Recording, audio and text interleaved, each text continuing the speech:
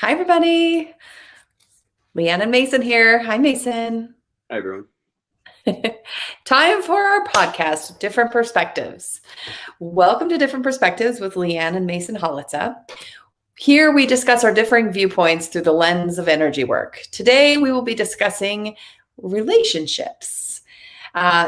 Myself, Leanne, has a background working in business before I found my true path and transitioned into energy work.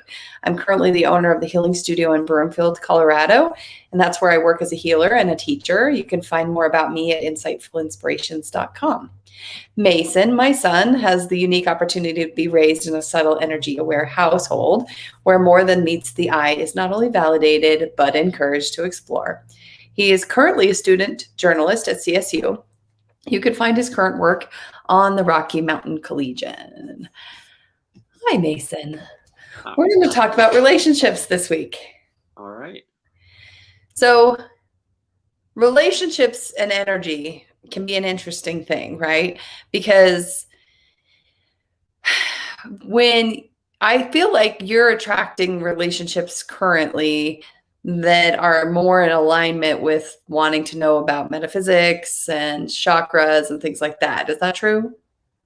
Yeah, I would say I wouldn't say that's exactly what I focus on. Well, I mean, maybe you're not focusing on it, but it does seem that you've had quite a few female friends and acquaintances that were interested in it. Yeah, but it also seems like a lot of, I don't know. It seems like a shared connection where I'm just like, yeah, I know a lot about this stuff, and they're like, oh, most boys are like, absolutely not. Oh, so it's making you appealing to the girls because you know about energy. And I don't really judge them for it. Okay. Yeah, there is some stigma around energy work sometimes, but I don't know why. I mean, people, if they really got into it and they actually got a healing, they could see that it was not anything abnormal or weird. But Yeah. I mean, it may be a little different, but we're all energy beings. So, how does being energy aware, are you finding judgment? I find a lot of judgment from more tightly wound religious people, especially. Like it's the very strong conservative 20-year-old guy that thinks he knows all of his political opinions now, and he's very by the book. And I find that they are so judgmental of any kind of energy work in relationships. And if you bring it up, they make you feel less for it. That's no fun. Tell me more. Yeah, because they kind of, I feel like they kind of go, you believe in this thing, you're so dumb for that. And that's literally how they sound. But Well, I know, and that, that's sad because it's very closed-minded. And I think, being open, that's why this is called different perspectives, right? Because we're open to looking at things differently and not having all the black and white answers. And I do think, no offense to anyone religious what listening, but I do think that sometimes religion has a very narrow-minded view about how energy works in regards to people's accessing that information. Not all religions, but actually, a lot of them point to just praise as your tool to this energy work, to their form of energy work. so would you say you're finding a lot of that, or is it more that people are more open-minded? What are you finding? Well, in my relationships, I think I tend to avoid those people who just have that blind faith aspect, who can just say it is what it is, and I don't really care why. Okay. So, but I guess if you're kind of your observation of like college life and where you're at, is it like 1% of people know about energy? Is it It's 50%? okay, so I think that there's this big draw with horoscopes and all these girls going through. It's a lot of the girls who it's become very very socially acceptable, and I feel like it wasn't as much before to basically read each other's like charts, especially when it comes to relationships and significant others. and they're like, it's in the stars. They're stars. There's some cultures that actually require it before they allow their children to wed, that they look at their charts You know together. where? Well, some of the Asian cultures. Maybe some of the more devout ones. Yeah, I mean, it's funny because there's definitely some astrology that gets done there. Have you done your chart with your girlfriend? Yeah, it doesn't work. It doesn't look good, but It doesn't look good. Okay, all right. What did you discover in the chart? I can't remember all of it because it was very brief and it was a while ago. But it was basically kind of an incompatibility. Mm. But Well, that's interesting because, I did have the opportunity to give her a healing, and I can't obviously reveal anything that we talked about because of privacy, but I did kind of pick up on that there's quite a bit of difference in your coping skills. Like, yeah, as far as like what you would like to do if you had a crisis, which you kind of unfortunately did have a crisis this week, and how you handled it and how she handled it was very different. yeah. I kind of took it from a very logical perspective, and I was thinking out what was happening, and I think she took very much an emotional viewpoint of it, which is a lot harder to deal with some trauma. Right. Well, and there can be some just natural biological differences. I mean, if you're dealing with traditional male female energies, a lot of times the male in a crisis does go into single point of focus and, problem solver, where the female gets a big open, emotional width. And I think that's somewhat, in our nervous systems. Not necessarily true for every version of gender, but I think you can see a little bit of that traditional. Well, I But think it goes all the way back to primal instincts. right. But I guess I'm just wondering, so you have this energy awareness and you like to talk about things a little bit beyond just like the black and whites and that kind of thing. And you're finding that you're getting some pushback from some people, Yeah. and mostly girls are open to it. Yeah. Which, what's is really interesting is like my clientele is like 95% women. I do have occasional men come in and they do great and they have really good response to the energy work. But I think, I don't know. I really don't know what it is. I think women are more inclined to be able to resonate with energy work and kind of feel it and understand it, and more than some men. And I don't know though, what do you think? I mean, you're a man. What do you feel different about how you perceive it versus your girlfriend or me? I don't think it's about gender itself, like Okay. our natural instincts. I think it's about the way that it was brought into our culture. Okay, let's keep going. I think that a lot of our like witchy, more taboo stuff comes very much from the female culture, especially in America, because we had all these women who may not have actually been able to practice magic, but they would identify as witches to basically be like, no, we're going to do what we want. And then the bad things happen to them. Yeah. But then I think that there was like this big rebirth of the thing in I don't know when you would say it is, but for me it was like early 2000 to mid 2000s. Well, I mean, I think it's always been there. When I was a kid, I was naturally drawn to this stuff. So like when I was like 5, somebody gave me a tarot deck. Although my grandmother happened to find out when she took the tarot deck and put it in the trash and dragged the trash can out to the end of the street or into the driveway. So there was a clear message sent to me, like, don't play with that stuff. But there was also the people who had given it to me had recognized something about me that they were like, oh, this would be something that would resonate with you. And I do, there's some talk about in regards to the spiritual community as like cultural appropriation and things like that, using sage and using, like all these various things. But I really think it's just an energetically sensitive person finds these practices and goes, oh, this actually works. And it's not like they're trying to appropriate a whole culture. It's just that there's a truth in that culture that is then now being employed.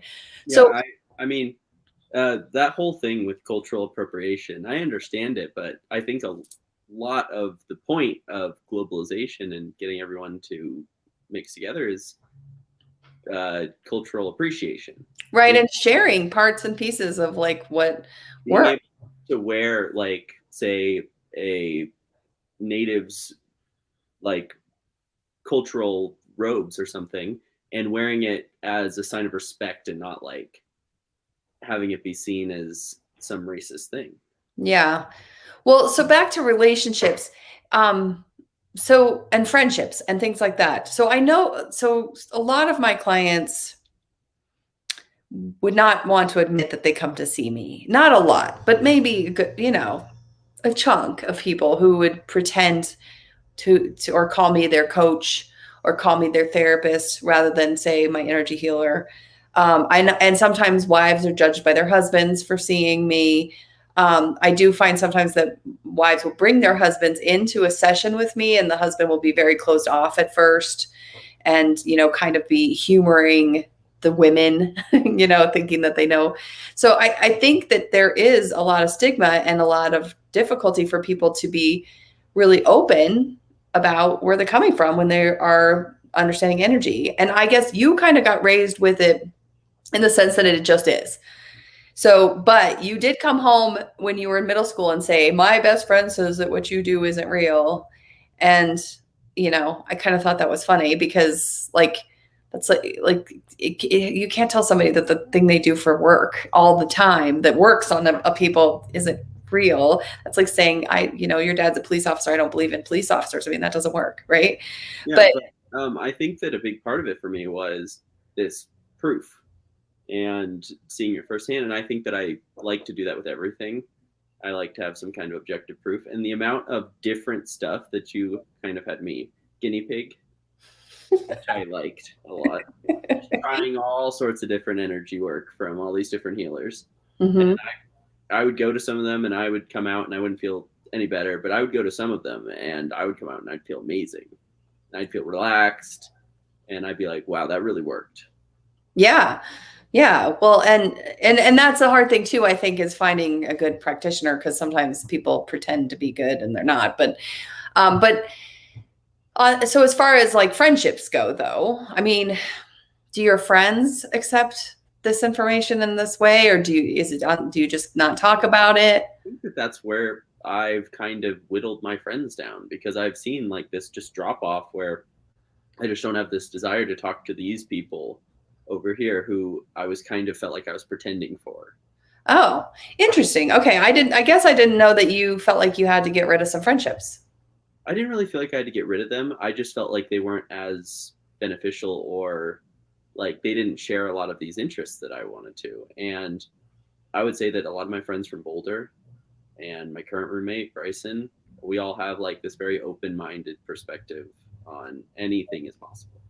Anything is possible. And that's really how you benefit to working with energy work, is being very open and authentic too. Like you said, we've talked about the masks before, but being authentic and being able to say, this is really me, and I accept myself in this way. And, and I would like to explore who you are. Do you bring it up like, I mean, I guess for me, when I'm like at a party or something that I don't know a lot of people, and that small talk happens of, what do you do for a living?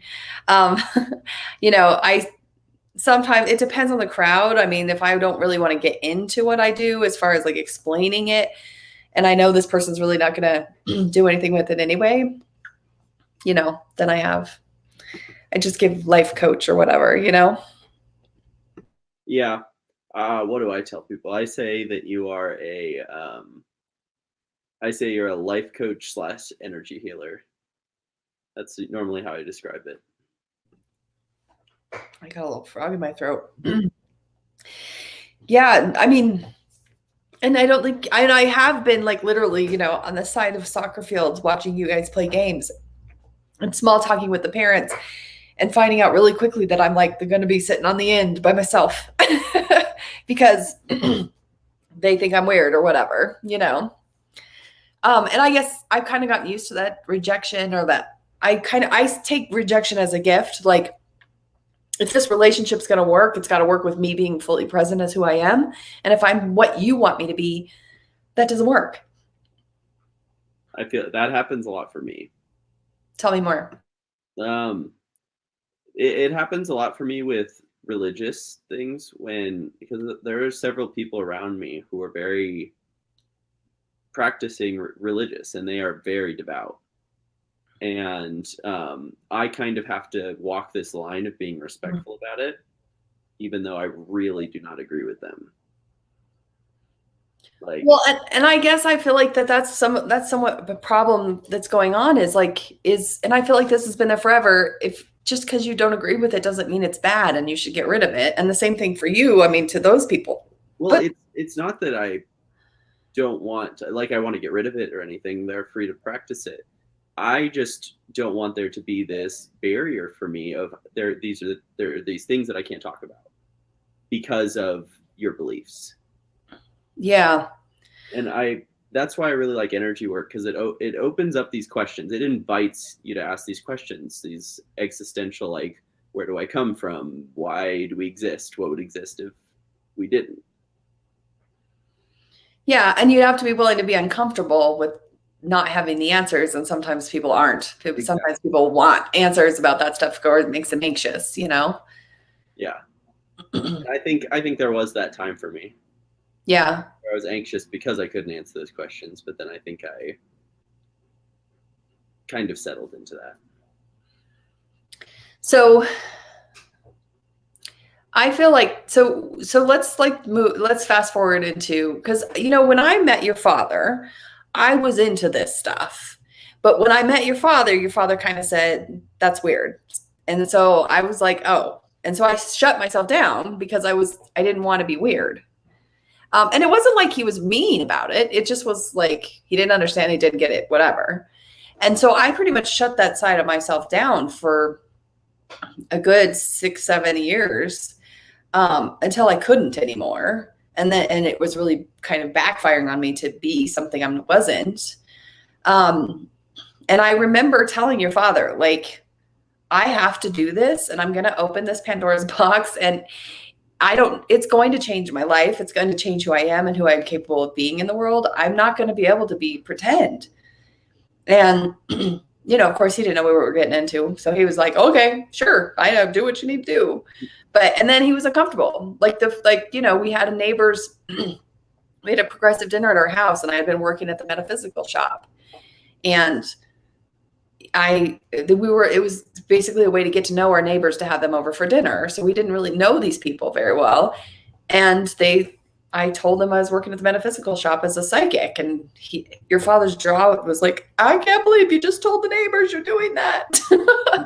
So it was acceptable until it was out in the open. And then it was like, oh, this is uncomfortable. So I feel like there was layers of me revealing this as myself. And every time I revealed the layers, you know, I was met with some uncomfortable stuff. And the more I owned my comfort with it, the more comfortable everyone around me got.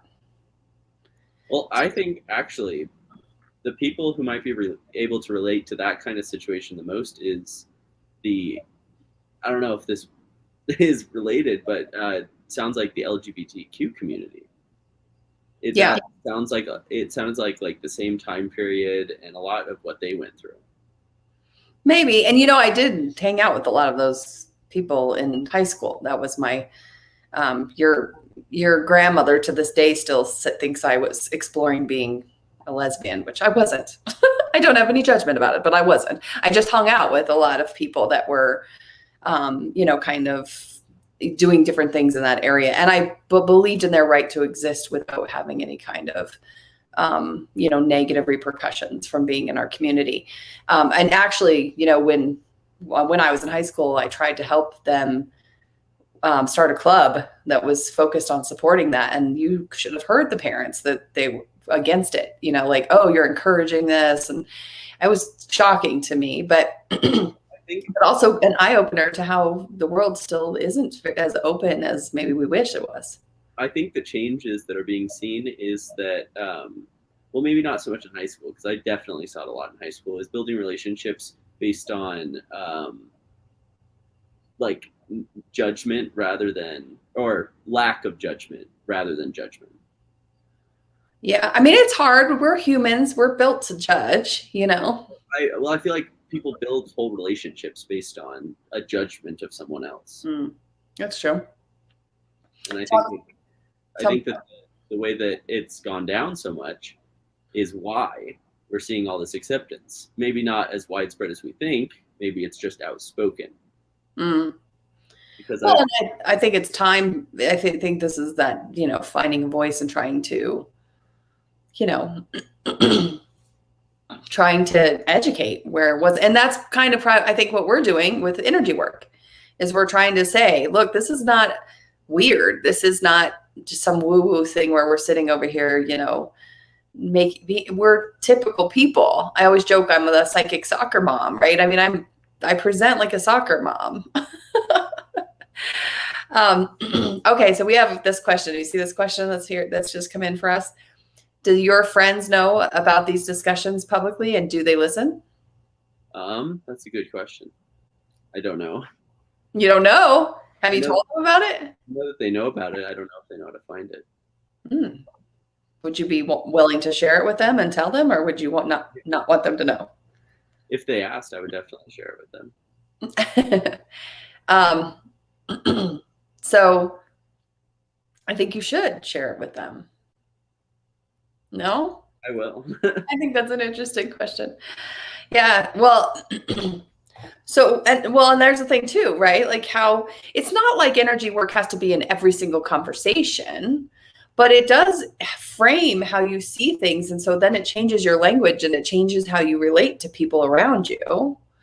Well, I do think it's just about like removing these barriers from your mind. So how do we do that? I think it's a lot of it is what you do. So what about work? So I'm obviously created my own little bubble with the healing studio, right? I used to work at a big company, a corporation. And when I worked there, I did reveal to some of my coworkers what I could do and what I was doing, but I didn't tell everyone by any means. And I did have some apprehension about like putting a website up and things like that and getting found out, So, but what about you in employment? If it comes up, yeah. If somebody shows interest, I'll definitely be like, oh, here's all this stuff I know about it. Okay. Do you openly tell people what your mother does for work? Does it ever come up? Usually we don't get that deep into each other's personal relationships. Okay. All right. I mean, that's fair. Yeah. Because I don't feel like I've had enough time at work to really have good work friends. Maybe at Dick's, but that's about it. Well, I guess I'm just kind of more, conceptualizing for our audience, because our audience is probably thinking about this too, right? There's different variances of relationships where they can or cannot bring up this side of themselves. I mean, I had one client who was, she brought it up to a mom friend. Her daughter was like regularly play dating with this little girl and this mom. And all of a sudden this client revealed her position on something and worded it as healing work. And that mom did not bring her girl to play dates anymore. There was definitely a like deer in headlights. And I feel like I've lost friends over being this person. I feel like people have stepped out in a way because of what I do. Well, I feel like that's the struggle of being, I think that goes back to what we were talking about a couple of weeks ago, that sacrificing that mask for that authenticity strips the people that aren't willing to have you without that mask away. Right. And I wonder how much this happens with other things. I mean, I suppose this happens with pretty much everything, right? I'm not going to go into specifics, but I could see it with people leaving churches. Like the Mormon church is a big one that if you leave, you get rejected by your family, your friends that from the church. If anybody is a part of it, you're just like shunned. So we have another comment that's, what about the law of attraction and attracting energies to you who fit with each other? You are what you attract. I agree with that to a large degree, but I feel like we're in a bigger collective than that. We're not in 100% in charge of, like, I, would put, for example, my kid in a gifted school thinking that they were going to honor giftedness, not exploit it.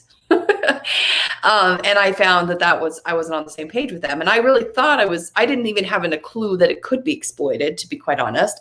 And I wasn't trying to exploit my child at all in his giftedness. He was struggling in other schools. So I was trying to figure it out. This, me talking about you, Mason. Yeah. So I don't know how you work with I know the law of attraction is just very complicated. It's not so simple, right? I mean, of course you are attracting the energies that fit with each other, but you're dealing with, like, I was raised in a certain situation. So I'm dealing with unconscious stuff about my childhood, and, and then you put, my kid into a situation where other people are coming across their childhood stuff, and. And I think a big problem with the way that people use the law of attraction for relationships is that they will have these unmet needs that might be subconscious. They might not know about them, and they will attract someone to fill those needs. And it might not come from a place of like connection. It might come from a place of do you get what I'm saying? Kind of. Yeah. And that's true with the law of attraction in general, is when you're operating from a place of lack and you're trying to, and that would be, what you're attracting instead. So another question, in work setting, do you choose to keep relationships at bay so you don't have to engage in developing a friendship that therefore divulging what you do? Are you, Mason, keeping yourself kind of, because I think this was speaking to the fact that you said you haven't been in a work setting where you've developed that deeper relationships. Yeah, I would say that that it's kind of the sense of impermanence that I've had at jobs has had a big part to play in it. Is that I haven't been at jobs more than like 3 or 4 months. And why is that? Because I think it's because of how bored I get very easily with that kind of work. How bored you get? And I like to change what I do a lot. It's not paying very well. Okay. Well, you've stuck with the collegiate for a while. Yeah, everyone there is pretty nice, but we don't talk enough to be able to develop real like friendships and relationships with each other. Once a week for an hour isn't going to do it. Do the people at the Collegian know you do a podcast? No. Why not? Like I said, there's just like not enough time to talk about all that stuff. I have 5 minutes every week to give a pitch. So you're not hiding this part of yourself in any way? No, if somebody asked, if somebody showed interest, I would offer up the information. Yeah. Well, and I don't know that, I know you said I've taken you to a lot of different things and you found that it works. Some stuff, not everything, right? But I'm wondering, what's your most favorite energy healing technique? That's a good question. So pause that. I want to talk about that next week. Okay. All right. Your favorite energy healing techniques, why they worked for you, what you liked about it, how you experienced as a kid. Instead of just going to the doctor, your mom took you to healers. All right, you guys, I appreciate you spending time with us and listening. We definitely welcome your comments and questions, and we will be back at it next week. I think we missed one comment. We missed one, the like giving energy away. Yeah, there was just adding into our conversation there. Oh. All right, everybody. Have some different perspectives. Open your mind and be free.